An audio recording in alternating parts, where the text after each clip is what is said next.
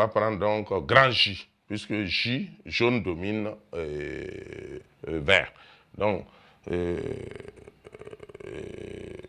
dis, qu'est-ce que je raconte? Je disais que pour le phénotype couleur des graines, on va prendre donc aspect des graines, on va prendre lisse comme le phénotype dominant et ridé comme le phénotype récessif. C'est ce que l'analyse nous a permis de dire. Donc, on a le phénotype lisse qui domine le phénotype ridé. Donc, nous allons prendre donc grand L pour l'allèle grand L comme l'allèle dominant et l'allèle petit L comme l'allèle récessif. Maintenant, grand L va désigner lisse et petit L va désigner ridé. Donc, nous allons procéder donc, bien sûr, caractère, aspect, donc des graines, donc soit grand L, l'allèle dominant, responsable du phénotype graine lisse.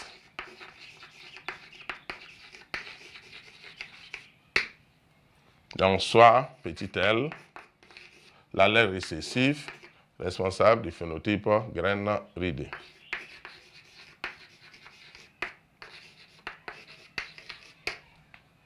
Donc ça, c'est pour le caractère aspect des graines. Maintenant, pour le caractère couleur des graines,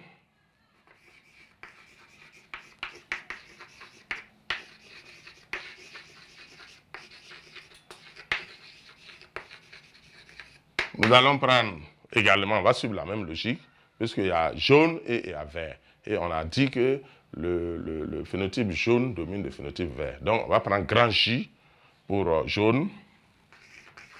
Donc, soit grand J, l'allèle dominant responsable du phénotype couleur jaune. Graine jaune, si vous voulez.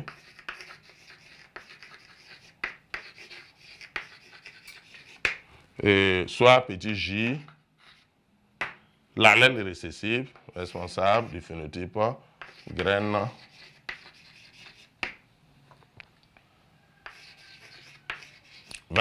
verte. Donc, grand J pour graine jaune, petit J pour graine verte, couleur verte, si vous voulez. Donc, à partir de ça, on va procéder maintenant la deuxième génération, la F2. On va voir ce que ça donne.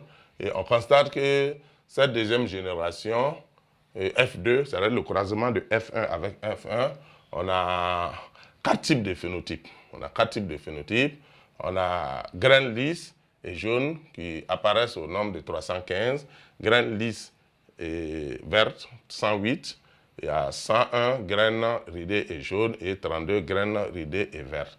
Donc, nous allons tout simplement dire que nous sommes bien sûr à F2 et la F2 est hétérogène. La F2 est hétérogène et constituée de 4 types de phénotypes et nous allons procéder au calcul des proportions de ces phénotypes. Donc, la F2 est hétérogène et comprend 4 types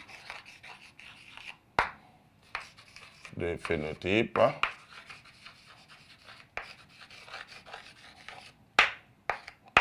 calculons les proportions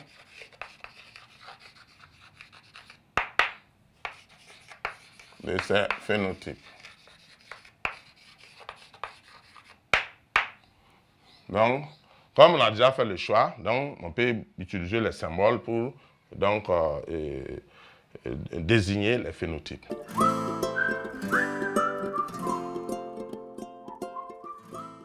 Donc, on a graine lisse et jaune. Donc, graine lisse et jaune. Donc, je vois qu'il y a, je pense, 100 et 315.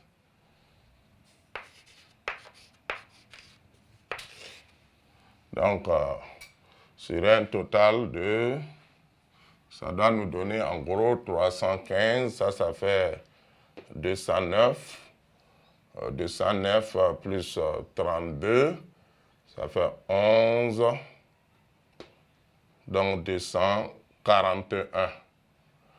241 plus 315, donc ça va faire 500. Et les 15 là, j'ajoute à 41. Donc 556. 556. Donc, ça fait un total de 556 que je vais multiplier par 100. Donc, si on a... Ok, donc on obtient 56,65%. Donc 56,65%. Donc ça c'est graine lisse et jaune. Maintenant on a graine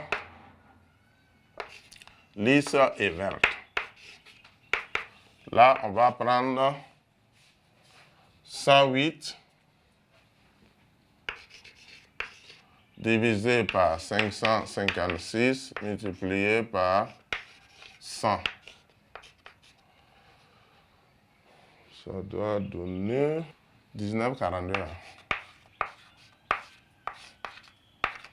Donc ensuite on a graines ridées et jaunes. Donc je vais prendre 101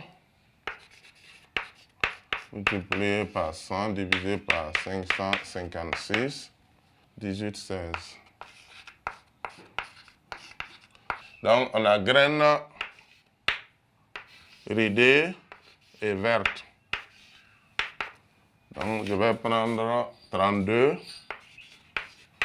multiplié par 100 divisé par 556, 575. OK. Merci bien. Donc, maintenant, nous avons calculé les proportions. Ces proportions nous donnent, pour graines lisses et jaunes, 56,65%. Graines lisses et vertes, on a 19,42%. Graines ridées et jaunes, on a 18,16%. Et enfin, graines ridées et vertes, on a 5,75%.